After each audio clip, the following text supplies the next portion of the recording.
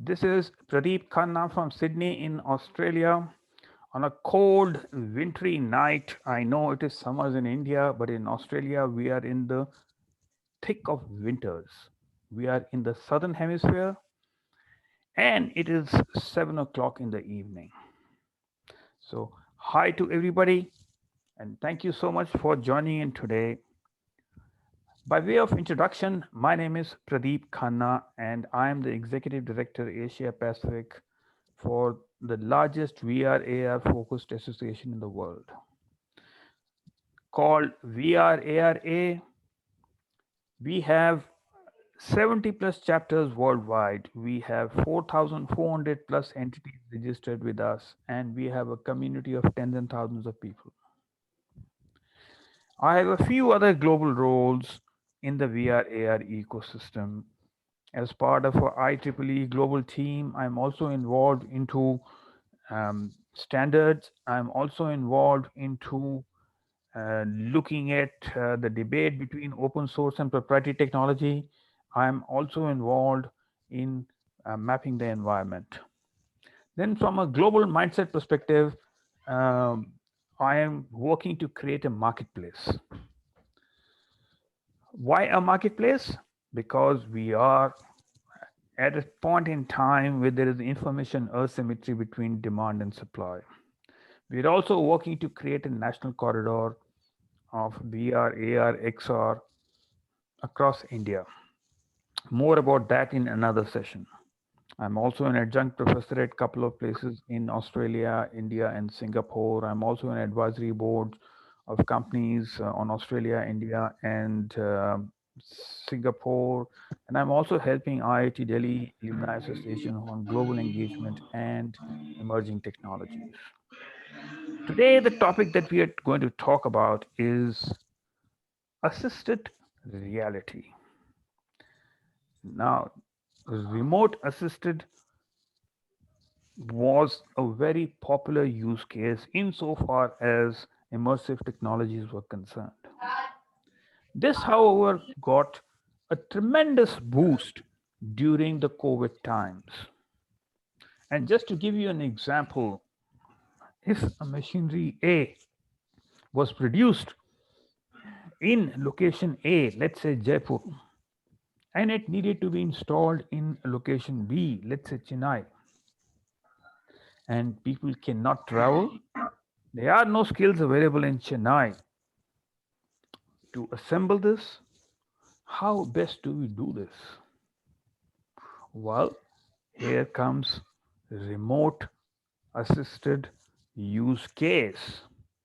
This is being used hell of a lot in industries, in oil and gas, in mining, or anywhere where you want to provide remote assistance. And let me give you another example of remote assistance. Let's say that the apartment block in which you are living, the lift in that apartment block is not working, and we send a technician to fix the lift. Now, the lift could be having mechanical defects, it could be having electrical defects, and the technician may not have the full range of skill sets to handle that. So, how do we go about this? So, by providing a variable, that technician can get access to remote assistance. In fact, it can be taken to the next level by blending AI. And how do you do that is that there, a checklist kind of, enables the technician to troubleshoot and to seek remote assistance whenever he wants. And the remote assistance can be provided from thousands of kilometers away. And the person or the subject matter expert who's there in thousands of kilometers away also has access to the actual site. They can see visually what is happening. There are various ways in which you can get remote collaboration, as remote assist is one particular use case of remote collaboration. You can get it through virtual reality. You can get it through augmented reality. You can get it through different devices. You can get it through a mobile phone, and you can get it right up to in the AR through a HoloLens 2. Now, why a particular, what are the pros and cons of each one of these? That comes into question. So it's a very, very interesting topic to discuss, which has a lot of practical application. And we have some great people to talk about it. First and foremost, I am delighted to introduce who? None other than Pradeep Naik, who is a distinguished member of the technical staff at Wipro.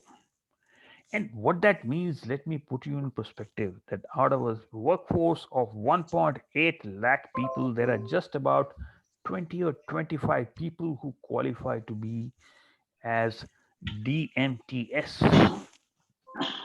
So we have this person who has achieved, that level of excellence, and he looks after immersive technology. Along with Pradeep, today we also have Raju, and Raju is a solution architect, also a part of the immersive tech team at Wipro. So you've got two great subject matter experts. So welcome to Pradeep Naik and to Raju. Pradeep, I Thanks. would now ask you to showcase us or tell us, either by way of a presentation or otherwise, what do you have in mind about RealWear and remote assist?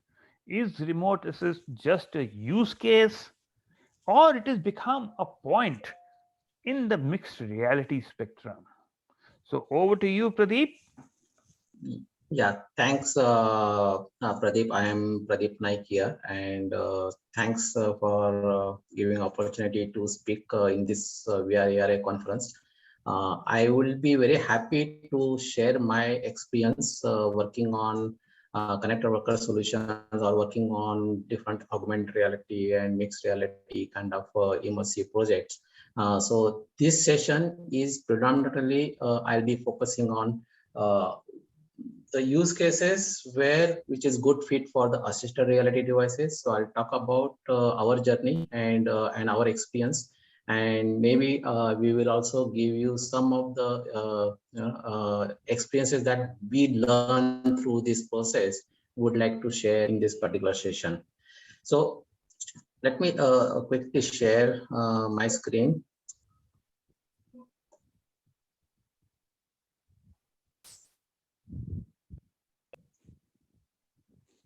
Yeah. So yeah, Pradeep, you are able to see my screen? Absolutely. Okay.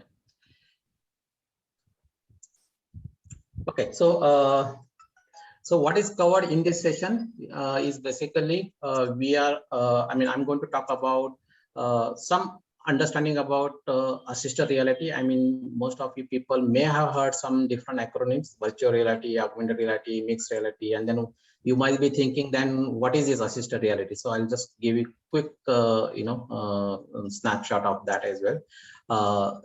Then we'll talk about one of the device which we have used it, which is RealWear HMT device. So how this device can be used and what kind of use cases which is good fit for that particular device.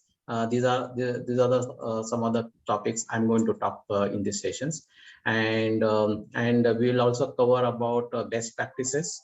We are planning to showcase a live demo. Hopefully all the connectivity works fine.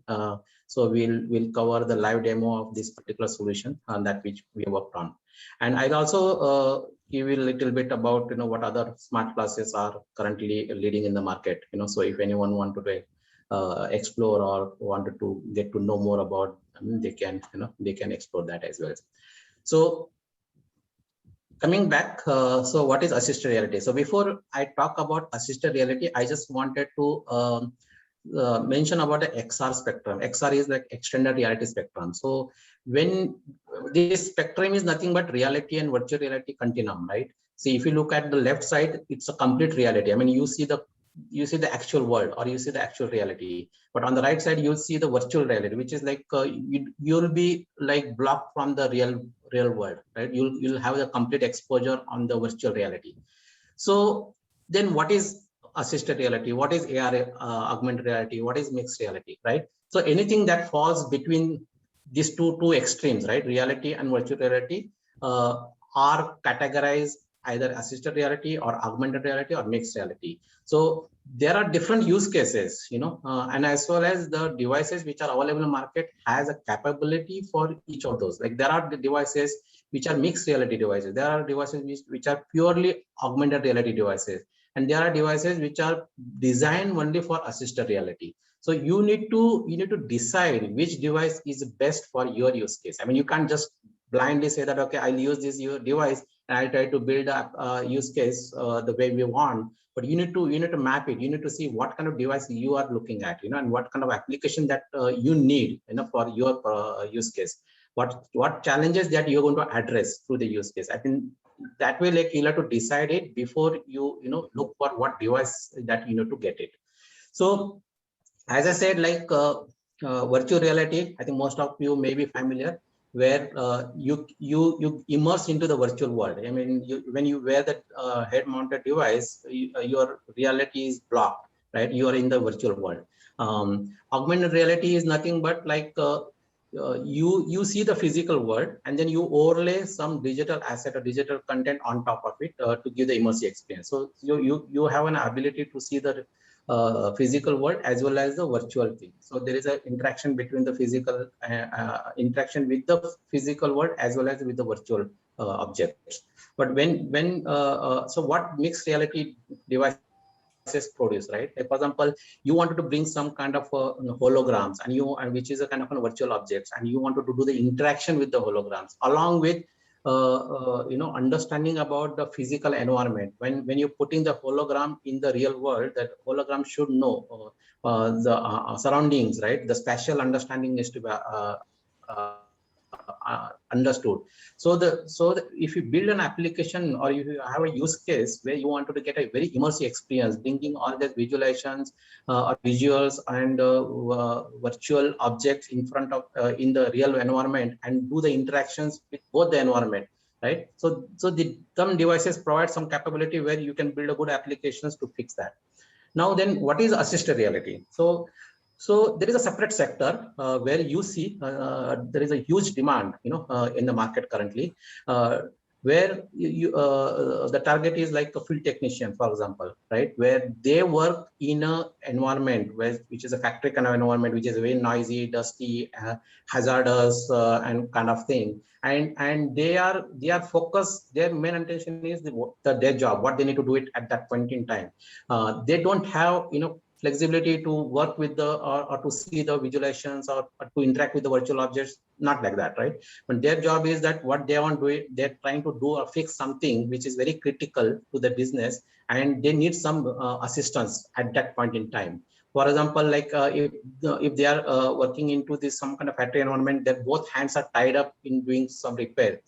They don't have flexibility to do the interaction with those objects, or they don't have a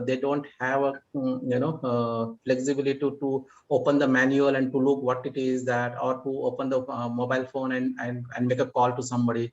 So the device which are manufactured or designed in such a way that the person or technician or worker on the field, who is very noisy environment or dusty environment, and these hands are tied up with the hand gloves and all the kind of stuff, but he needs to fix something, but he needs some information right in front of his eyes whenever he needs it, right? And at the same time, like probably like he may want to reach out to the expert and get it something done quickly. So this category of the use cases falls under the assisted reality, and there are devices which are designed specifically for that. So you have to pick the right use cases for that right device. So now I hope you would understood like where each of those devices or the capability fits into the XR spectrum. So let me just quickly talk about RealWear HMT. So I hope you are seeing this. So this is the RealWear HMT device. So if you look at the device, there is a small view is there. Okay, the small screen is there, which is giving a 7-inch of a tablet view. So when you look into the screen, as if you'll get a feel of you're looking into 7-inch tablet, you know. And this device is a lightweight, and you can wear into your on your head. You just put like this, and see, your both eyes are seeing the physical world. I mean, you're not blocked by anything in front of you. But whenever you wanted to look some information, you can look into the left eye. You can wear in other way also, so that if you want to use right eye, you can use the right eye also. And what information you want to see, you can look into this particular display, which is like a kind of a 3-inch display, where you can see the information where you want. But if you don't want anything, you can keep it down and you do work the way you want to do, or you can pull it up so it is not distracting you, kind of thing. It has a couple of I think around 4 mics around, so that the voice command can be recognized easily, and it's completely hands-free. So my both hands will be tied up with doing work, and I can still get what information I want, and I can interact with the device using the voice command, right? And if I wanted to navigate, when I see something and there is a couple of lists is there, or you want to navigate something without touching, I can use a head gesture, and then I can navigate like this. So I can look like this, I can turn like this, and I can see that. So we have planned a demo, so you'll get understanding of that. And this device provides like a 9 degree of freedom. So all the IME sensors are here. And this is, I mean, like RealWear, and there are some other devices also there. They are designed for a better noise cancellation. And this particular device is giving around 9 to 10 hours of battery life, and it has a swappable battery. So even if your battery is running low, you can just swap the battery and continue your work. And it is certified for the ruggedness and the dust kind of environment. So even if I drop it in 2-meter kind of distance, so nothing will happen to the device. So that way it is very rugged device, especially designed for the field technician who are working into the field environment. So if anybody wants to build an application, right? So what are the features that you will use while building the application? And if I'm talking about RealWear HMT, this is basically built on Android. So any application you build on Android is basically you can port it onto this, or you can use Unity-based applications, and you can also port on that as well. So there are certain features that you should look into it when you develop an application, for assisted reality applications. So one is like, as you should be doing is that you should always build an application where the interaction is the voice command and head gesture. So that is one thing. Second is like it allows you to view the PDF videos. So those are the knowledge base. Like for example, if a technician wanted to see quickly about something, which he is working on, he can pull that information right in front of his eyes and look at it. He can capture the images and videos. For example, the use case which requires some kind of inspections or audit or something, like as you work something, you can just capture it without doing too much effort or anything. You can just give a command, capture it. You can upload on the server, and it is available. You can use a QR code scanning for doing any getting some information which are QR code mark. You can use that. You can record the audio, and also like it has a capability to do the detection. Like for example, I want to type something or put some comments, right? So it has a detection kind of ability where you can just detect like a word, like A for apple or kind of thing, or B for boy, like that. So it basically without touching any finger, you can dictate and you can use that. It also supports multiple language. I think around 13 languages supported by this device, 13 or 14 language. Depending upon country this device is being used, they can choose the language to communicate.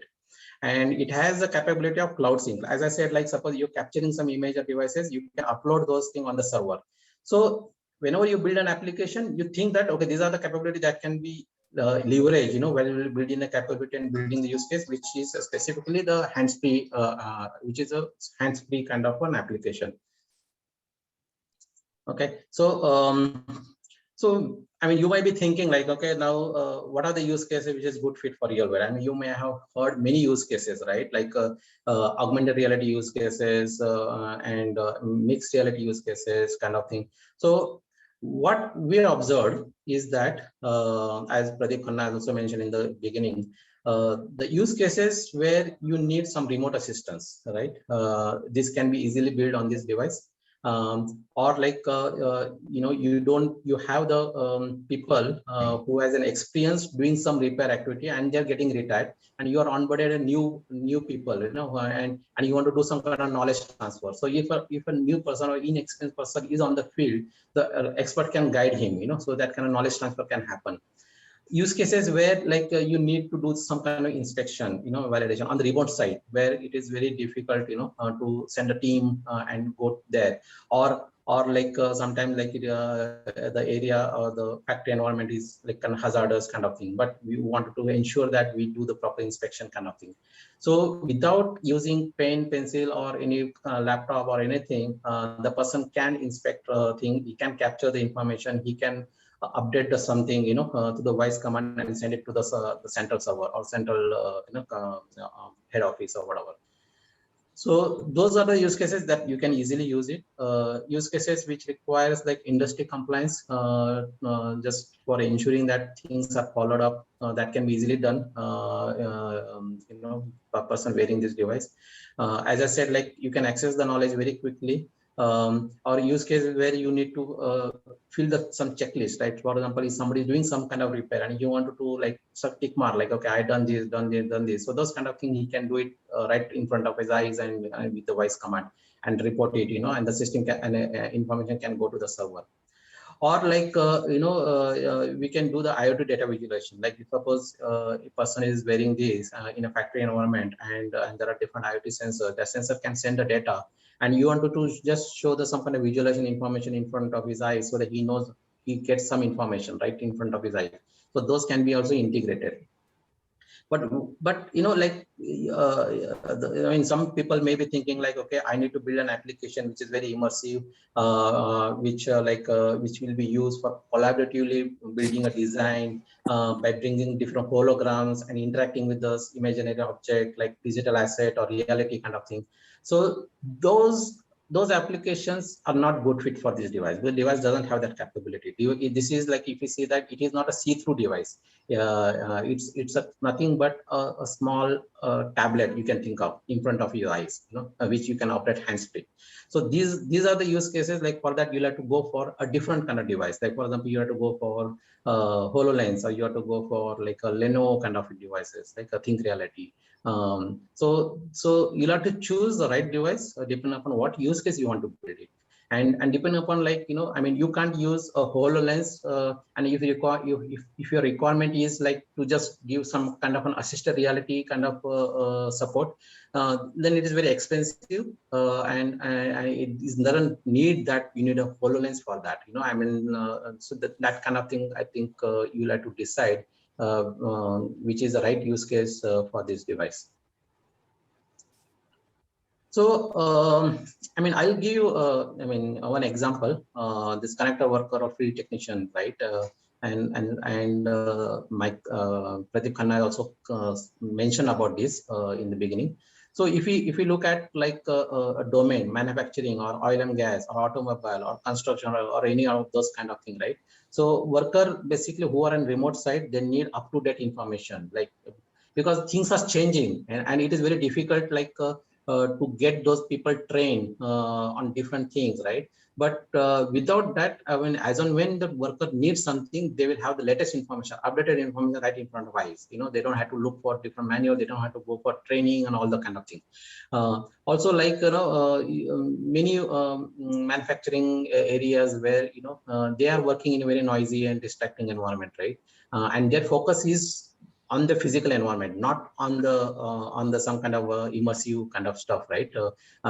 So they need the only wherever they need. I mean, most of the time they will be just working on doing their work, but suddenly they need something, they can have some information right in front of eyes using this kind of device.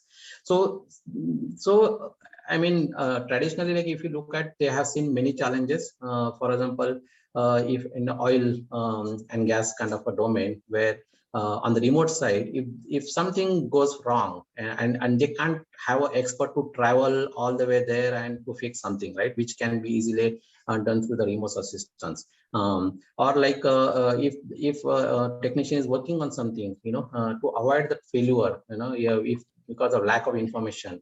I mean, right now what happens, like, if some information is not available for them, to do something, so then failure may happen and which will have bigger impact. As I said, like expertise skill gap, which is also a challenge, right? How do you build that gap, by having the information to them whenever they need it, right? And also like use cases where you need hands-free kind of access, right? Those other things also is very important to have it. And also like if for doing the quick decision, like suppose they're doing something and they wanted to make quick decision to make some change or repair, without having impact, they can just get some real-time data, or they can just make a remote call and get that thing done. So these are the use cases which we've seen are good fit, and one of the demo which we'll talk about is connector worker, which covers most of this kind of scenarios and the challenges. So if we have any questions, so they can post it into the chat. So we will I mean, I will just Pradeep, I will just go over the demo. So myself and Raja, we will just show the quick demo, which is a real-time demo. I'll just give me 1 minute. Let me just share my other screen so that I'll explain about this use case by demonstrating the solution.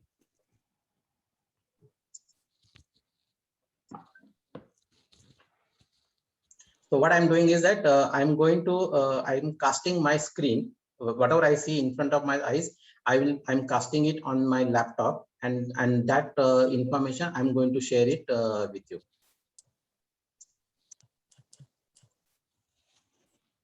Are you able to see the screen, Pradeep? Yes, we are able to see the screen. So this is the view I see in my 3-inch, the small display.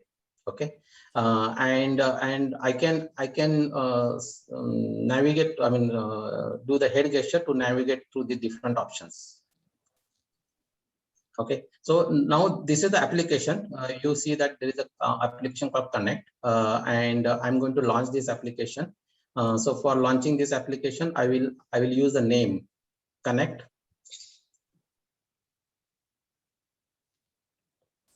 Okay, so this is the application. This is the login screen. Now we can do other by entering the login ID and password, which is like little cumbersome. So they have to speak the individual word, but we can use the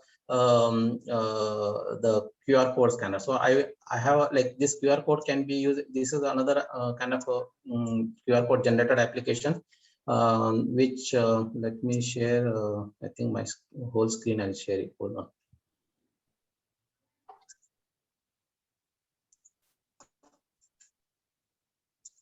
Okay, so I will log in at the QR code generator application, which is the authentication application. So the I mean, technician can use a mobile phone, or they may already have the QR code in the and they can just use it, or once they authenticate it, they can keep it authenticated until they log out.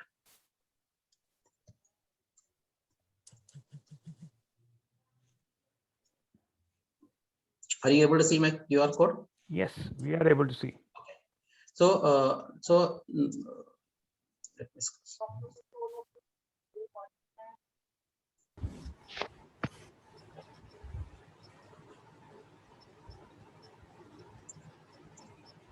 okay. So let me scan the QR code. I'll use the command scan QR.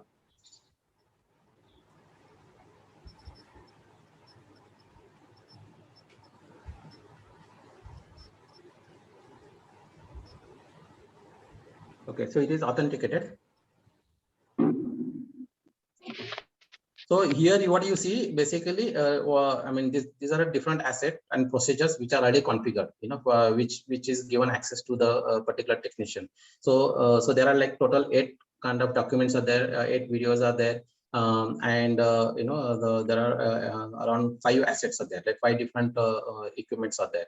So if I just say documents, So it will tell me like which are the documents are there. I can just scroll, scroll through the documents. Yeah, can others go on mute, please?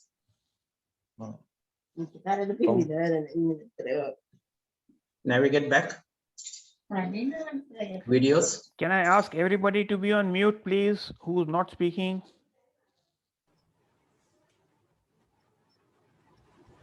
Thank you. Yeah. So, so like the way I can, navigate the document, I can open the document. For example, I want to open this video. So I'll say just either name of the video, document, or I can use the number also. Close. So this is the video. So I can use a command to pause the video, like video pause, video play, video forward, like that. So again, I'll open, close. So this way, like if there is a some information and then technician want to see a small video of that, they can see it while they are working on it. So my hands are like not tied up with anything, right? Navigate back. So like that, like I can open the documents. So like I will use a software testing metric.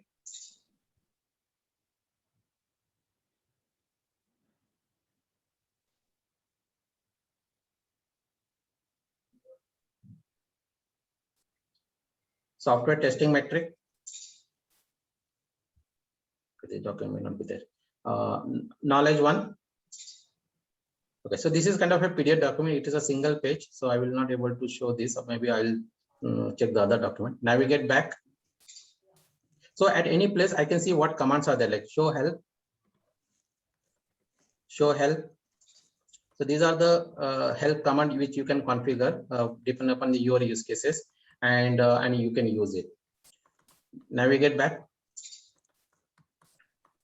Okay, now what I will do is that I will try to showcase, like assume like I'm doing something, I got the information, I use the information, and I started working on it. But at some point, like I want to reach out to the expert, right? Now, how do I reach out to the expert? Like I will use this, like I wanted to know who are the expert available for that particular procedure, because there may be many experts are there, but different expert has different expertise, right? So I'll just go like select.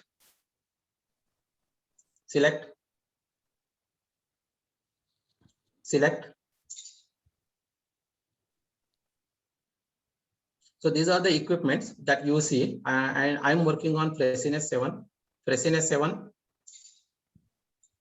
and brand of my equipment is like Freshness 8, Freshness 8, Freshness 8, Freshness 8, Freshness 8. Okay, 1 second. Freshness 8.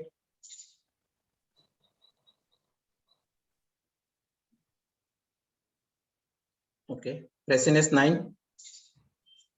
So now for this particular equipment, which is the like model, brand, and the equipment, and then these are the different procedures which has been configured. Now I'm working on monitor replacement. So I want to know that I want to reach out to an expert who is expertise on monitor replacement. So I'll select the procedure, monitor replacement.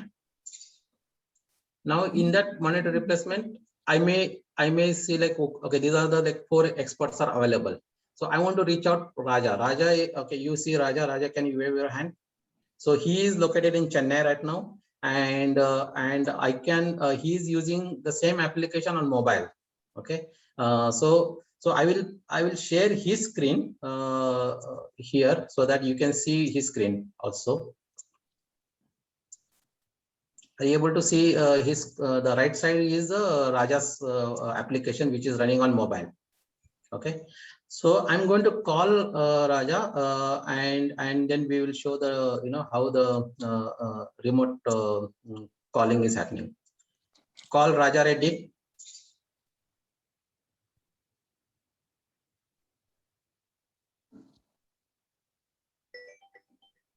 I got a call. Let me answer.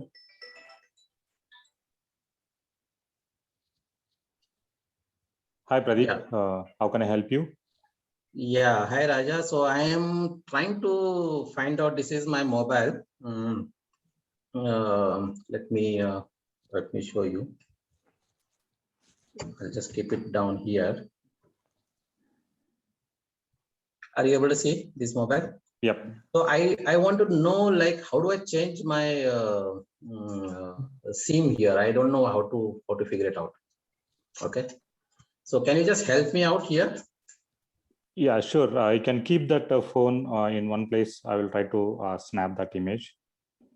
So Okay. what's happening here is I can able to have the what Pradeep view on the RealWare, meaning that I can see what Pradeep is focusing, where he is looking, and where exactly he is facing the problem.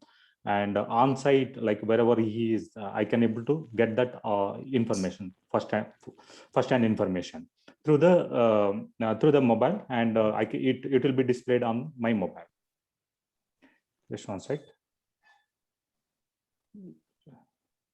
Maybe let me disconnect. Maybe could you please call it again? Maybe I need to change my. Call Raja Reddy. Call Raja Reddy. One second. So you can speak that the item name like number which is assigned to the each. Call Raja Reddy. Call Raja Reddy. Pradeep, you can speak to the number also, which is select item 1. Yeah. Select item 1. Okay.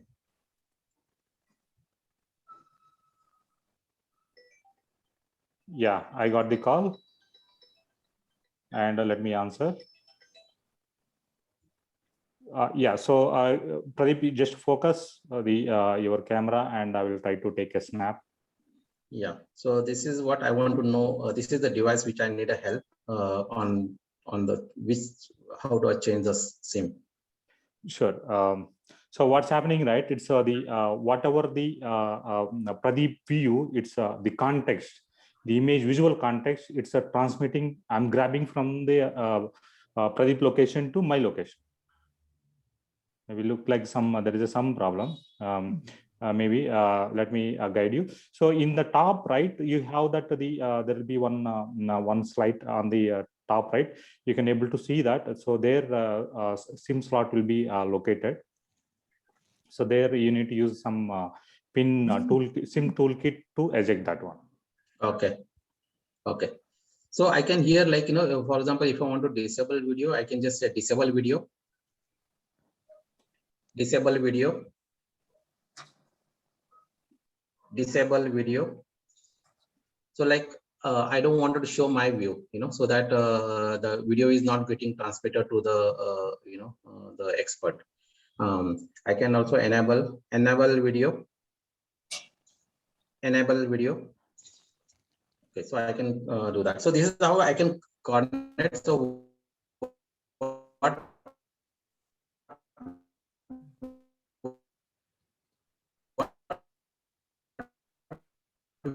we are doing is that I think Raja is trying. There may be small issue over there.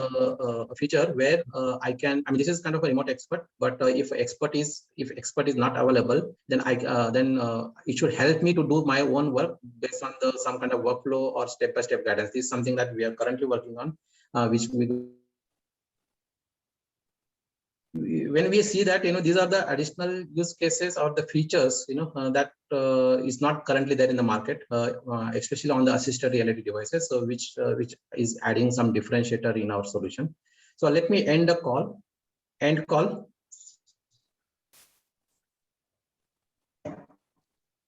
So the call is navigate back, navigate home. So if you look at this is very easy to interact with the device, and you can build an application which requires assisted reality kind of scenarios. So this is what I mean. I would like to just quickly showcase the demo because the So, time and all. Pradeep, So I just want to stop you here for a second because yes. of two things. One is there is a question from Suman who's asking a fundamental question that what is the difference between assisted reality and augmented reality? And I think it's important Right. that we go through that again for everybody's benefit. So Okay. over to you. Okay. Okay. So see, when you talk about augmented reality, right? So augmented reality, any device which supports the augmented reality, you have a kind of a see-through kind of a display. So you see the physical world, okay, through your AR glass. And now, when I say you are seeing physical world, means you see the physical object, what you can see in front of eyes. Now you want to bring some on top of the physical world, and then you can interact with that. So that is an AR, like you're augmenting some other virtual thing like digital assets on top of the real objects to demonstrate something or to interact something kind of thing. So that is a kind of an AR. But in assisted reality, it is not a see-through kind of a display. Okay, it is basically providing a quick information in front of your eyes without blocking your view of the physical world. You can still interact your physical world with your own eyes without looking through the glass.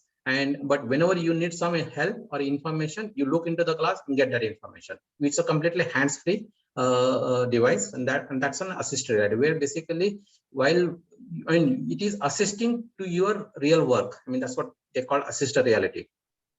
I hope So this answers. let me, Suman, let me respond to your question. So, in a sense, assisted reality is a form of augmented reality. That is from a common man's perspective.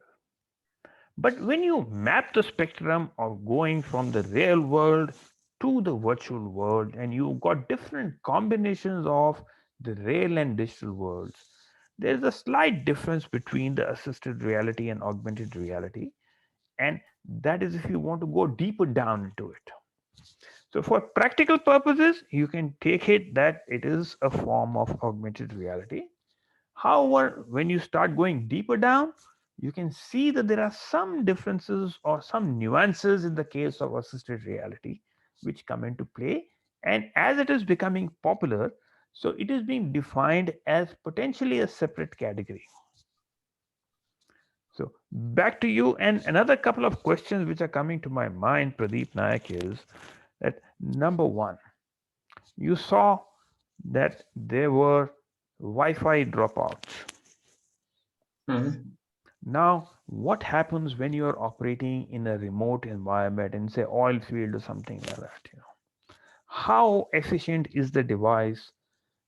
Or for that matter, how efficient is assisted reality, where potentially there could be, Wi-Fi dropouts?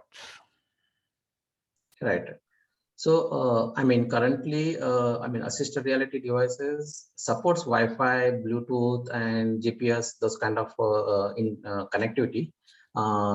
So, like if Wi-Fi drops off and if it come back again, your application will connect back. Like for example, I am in the remote assistant video call. So currently, we tested an application where we are in a video call, and if the call gets disconnected, so within 30 seconds, if doesn't get disconnect, if it comes back, then you will not see any disconnect. Excuse me, Kalpesh, can you mute yourself? Yes, back to you, Pradeep.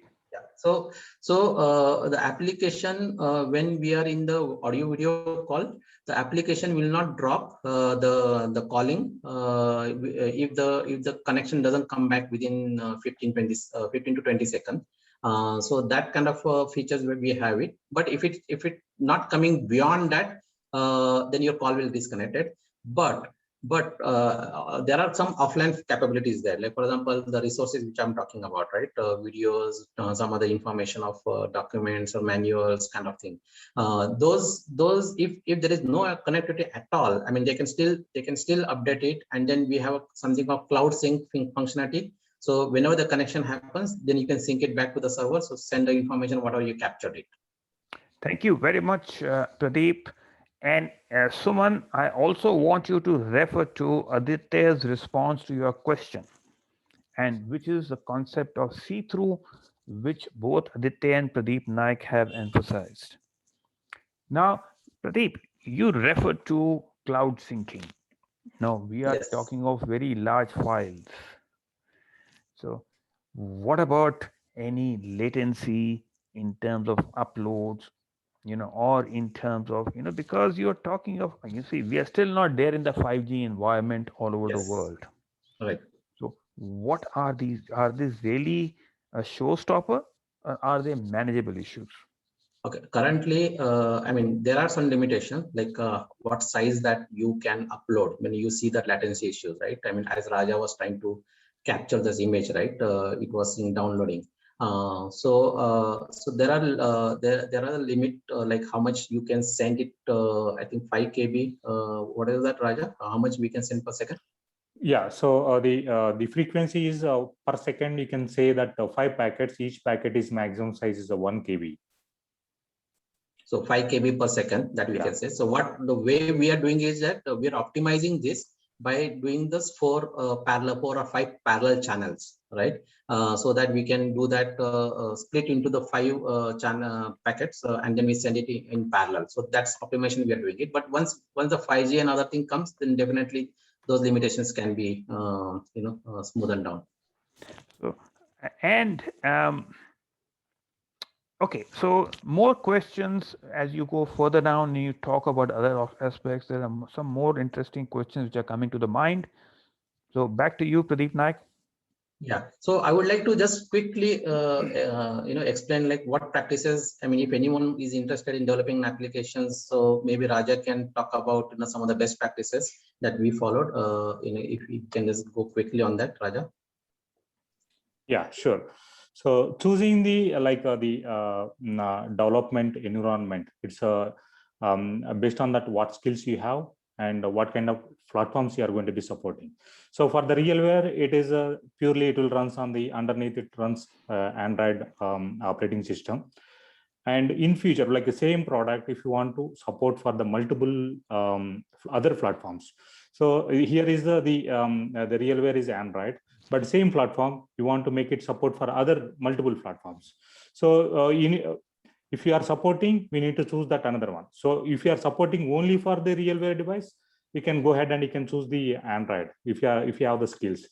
Or else there will be one tool, a Unity tool. It will be it's a kind of you need to write one script, and once you build for the RealWare, so subsequently it will be work for the other platforms like not only RealWare and iOS mobile and Windows mobile. And if you want to support for the Linux or desktop Linux or Windows desktop based applications also, it will generate, meaning that writing in one place one time, and it supports for all the platforms. If you So very beginningly we need to choose that one. So very initially we need to choose very carefully, because since we are going to be today, maybe you are supporting only for a RealWare, and if you choose Android, tomorrow if you want to support the desktop and Windows mobile, and again you need to come back and you need to start from the freshly from the step one. So instead of that, better you can have a good vision and choose that what in the down the line, or 2 months or 3 months or six months down the line, what platforms maybe you are going to be supporting. Based on that, you can start today itself. You can choose the best platform which will support for the most of the frameworks, mobile frameworks, or mobile platforms. So my as per my experience, it's a Unity. It will write in one time, and also you require some little bit of scripting knowledge, programming knowledge. And once you return, then it will support for most of the dominated devices or framework. So that is a development process. And before starting the development, so you need to choose very carefully what is the use case. And especially this kind of AR or assisted reality, these are the emerging technology. So can I borrow 2 minutes? I can give that one use case so that everyone can able to understand what kind of if like what kind, like in future, what kind of customers they need to face. Can I borrow Yeah, 2 minutes? Yeah. So Absolutely. for example, yeah. For example, let's take one example.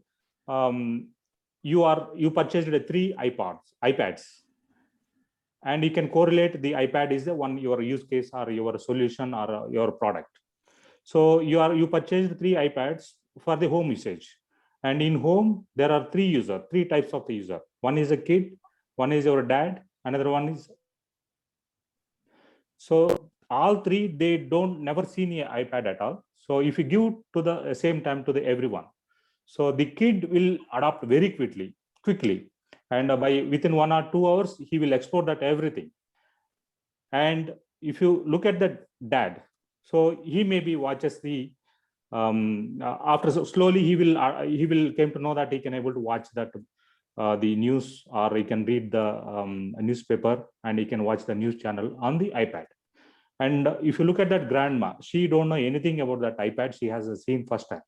So what she will do, she may use for cutting the vegetable on top of it.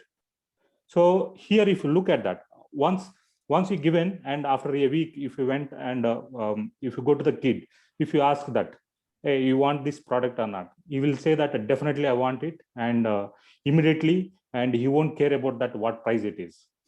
So we, at the time when you are building the use cases, we need to target such kind of customers who technology thrive, in the sense they can able to adapt very easily. And the second one is usability. Once you build the solution, the customer has to be used extensively. And if you go to the another kind of user, like a dad, maybe, may not be, it may be like a may not be, there is no guarantee. If you tell that price to your grandma, she used the iPad, and she will throw straight to the bill. So maybe whenever you are targeting, and we need to choose that the development platforms and customers who you are building it, and we need to choose, and we need to make it as soon as possible, because this is emerging. If you look, the problem with the kid is he won't care about that money, and he wants that the solution immediately, if possible by evening he wants that. And the second user, dad, means it's that kind of user, maybe they will give plenty of the time, but end of the day, or once you implement the usability, we need to see that he may use or may not use. So while choosing the development platforms or use cases, we need to apply all the corner you need to think, and wisely we need to choose, and we can make it as a success. So, Raja, I have a question which comes to my mind, that you see, we need an ecosystem to support this of different stakeholders. How strong is the ecosystem at the moment? Yeah, if you look at that, especially the RealWear and the many of them, it's they are adopting, and the ecosystem, in the sense, like in terms of the safety wise, if same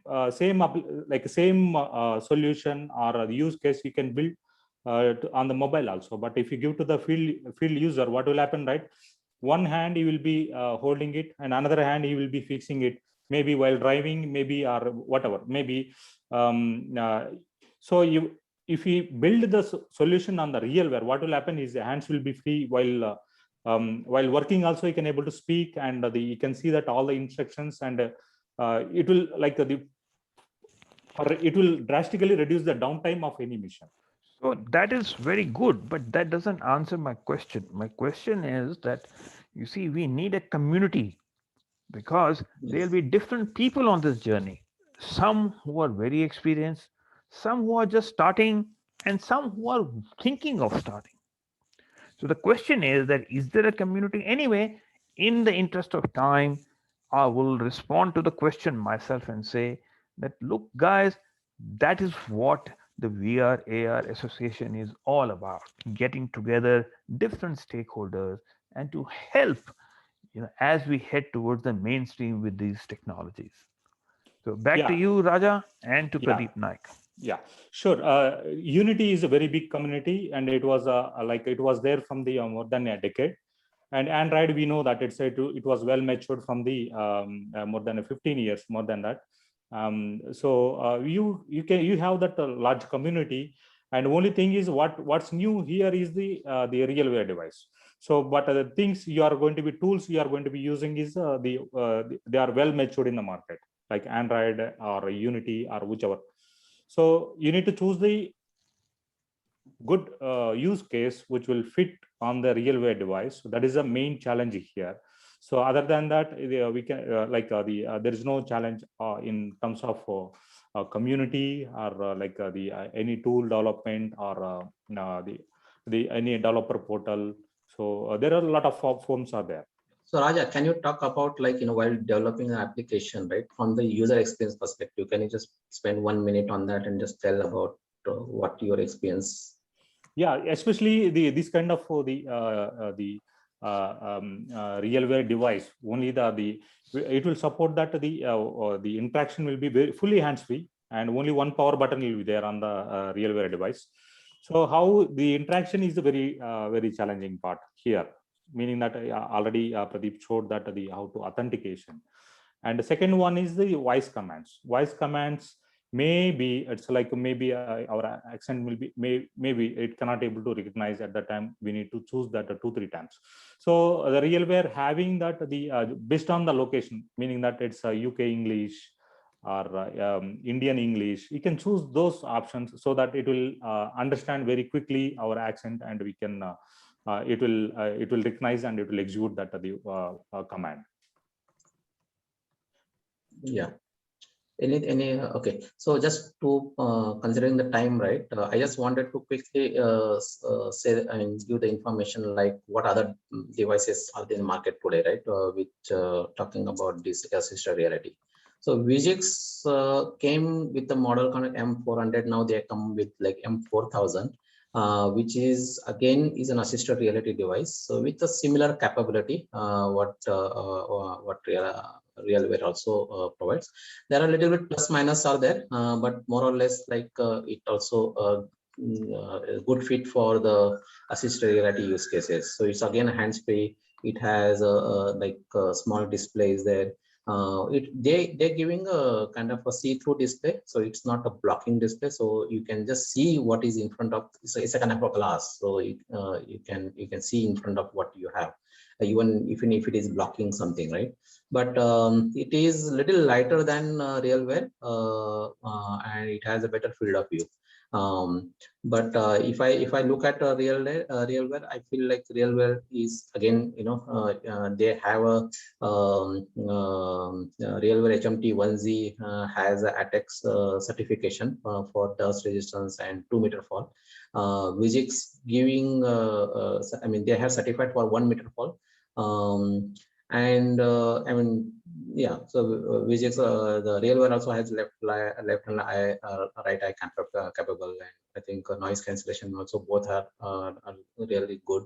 So, but apart from that, you see that some other devices also in the market and which are picking up. Google Enterprise Glass is there, Toshiba Dyna-Edge is there, AEST Z1 Premium. These are the glass. Those are very lighter. Google Enterprise Glass 2 is also very light. Lenovo is a think reality device. It is a kind of an AR device, but I mean, you can build a assisted reality application on this as well. So just giving a thought, like if you wanted to explore something, you can look at these devices also. And I'm sure, like since the way these assisted reality devices adoptions are picking in the market, and RealWear is really leading the market share right now. But other vendors are also coming up in that competitions and trying to acquire the market. And one thing I seen that since it is designed for specific use cases for the need, and that's what I see, that there is more adoption in this kind of use cases in the industry. Compared to like mixed reality kind of use cases where adoption, we are still way behind in terms of adoption. So that's what I wanted to share in this session. Thank you very much, Pradeep. I actually loved the section where you gave a comparative picture of different solution options which are available. And I do want to point out to the audience today that, you see, what we are presenting today is from a user perspective, as where certain leaders who have been using technology effectively are giving their perspectives. Further down in the series of sessions that we will present, we will not only present different solution options, but we will also get the respective manufacturers to come back and interact with us to get a dialogue between a user and a solution provider. And one last question which comes to my mind is blending AI with assisted reality, because that is Yes. really the way forward. Now, looking at the device capability, how effective has been the blending of AI with RealWare? Have you seen Yes. situations? Yeah. So see, we have been we developed the application where we blended AI with AR, but that we did on the AR capable devices, like for example, AR core, AR kit devices, or HoloLens. So if I look at the assisted reality device with compared, I mean, just talking about the RealWare, it doesn't have that. It is not compatible with AR core. Okay. But we did some exploration research, and we did some POCs where we can build some AI on to work on the RealWare, okay, using computer vision, doing the object detection kind of stuff, and like the use case is like I mean, I'll just talk about what is AI here, right? I mean, for example, if I'm doing something and I want system to guide me, so how system will know? System has to see what in front of you. It has to detect. It has to recognize. Once it recognizes what state you are, and based on the state, it should tell you like what you have to do the next, right? And when you do that operations, then the state changes, and then how the system know the state changes through the computer vision. So this kind of capability that we can add it here, and we are just trying to see how that we can work it on the assisted reality, so that it is not just giving access to resources kind of thing, but building some kind of an AI into that. Other thing what we can easily do is that IoT integration, right? So what are the IoT sensors are there? We can do some kind of prediction and inform the technician, some kind of prediction also, or alert to the technician, so those kind of some capability that we can definitely add to the assisted reality application. So there's a question which is coming through, that which says that when mobiles are so common, why do we have a need to go to this? So let me Yes. respond to this question.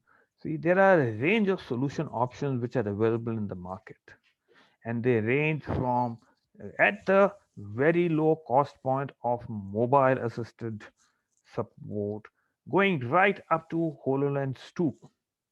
And in between, you have solutions like RealWare, etc.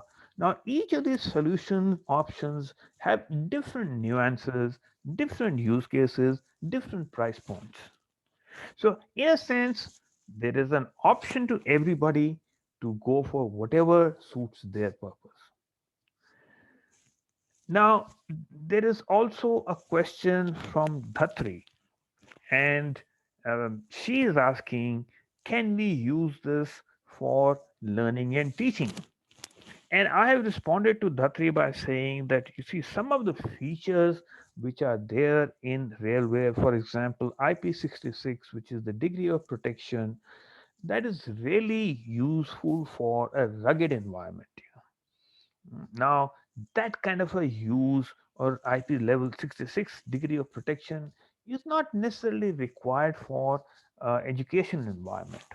Having said that, there are a range of solution options which are available for more targeted towards education, and railware may or may not be in this form, or some other form may or may not be a direct fit over there, but it has really been designed for remote industrial applications. But if you want to add on anything to that, Pradeep Naik, please feel free. Yes. Yeah, I think you rightly said, because this is not the right device or use case for building an immersive training kind of applications. And we can go with any of the AR kind of devices, like Think Reality, Reno, or HoloLens, or those kind of AR glasses. Yeah, so it is as Pradeep, you said, like it is strictly for like a ruggedness device, so where you are in the field and you need a hands-free kind of thing, so where you can use this kind of device. I would There's been like to add something. So recently, we went to the Akshay here, by the way. we went to one of the factories where the equipment were coming from Spain, right? And due to lockdown, they were not able to assemble it. So they needed some assistance from the Spain team. So here, this device would have been really, useful. We had to recommend them HoloLens too. So yeah, like if I would have been aware of this device, assisted reality, it would have been much easier for the uh, manufacturer to assemble everything and get a remote support. I guess team integration is also there, sir. Yeah, I mean, the team integration is the collaboration, right? As I said, like, you can do the conference also. That MS Teams can be integrated. I mean, is already there. So you can use MS Team or you can use Zoom on this as well. Industries can use this really in a really efficient manner, wherein more mixed reality devices go on a higher side and they are quite delicate. Delegate, So yes. yeah, industry can utilize assisted reality quite well. Just So, tell you the cost, right? I mean, just to add, I don't know, there was no question on that. So the cost of the device goes like $2,000 to $2,500, depending upon your agreement with them. And there is a support from RealWear in India. They have an office in Bangalore. I'm sure like they are also working some use cases on the government project as well. So in case if you any wanted to reach out, then they can. so thank you very much, Pradeep, Naik, and Raju. Uh, I certainly enjoyed the session and trust all of you enjoyed the session. Just before this session, about a week, 10 days back, we had presented a session on cybersecurity and VR. And continuing these thought leading sessions on 2nd of May, we will be presenting a session on IoT and VRAR. As well as in future, we also have a VRAA member who has mobile solutions for remote assist. So we will also be presenting that in times ahead to come. So folks, in the interest of time, we are well over 1 hour and it has been a very, very engaging discussion. Thank you all for joining in and taking the time out. Thank you, Pradeep Naik and Raju, for sharing your thoughts with us. And I look forward to engaging more with all of you as the community becomes big and big. I've already started work on a national corridor on VR AR, which is going to be focused on global thinking but local action. But more about that in another session. So this is Pradeep Khanna saying bye to you from Sydney in Australia. Talk to you another time.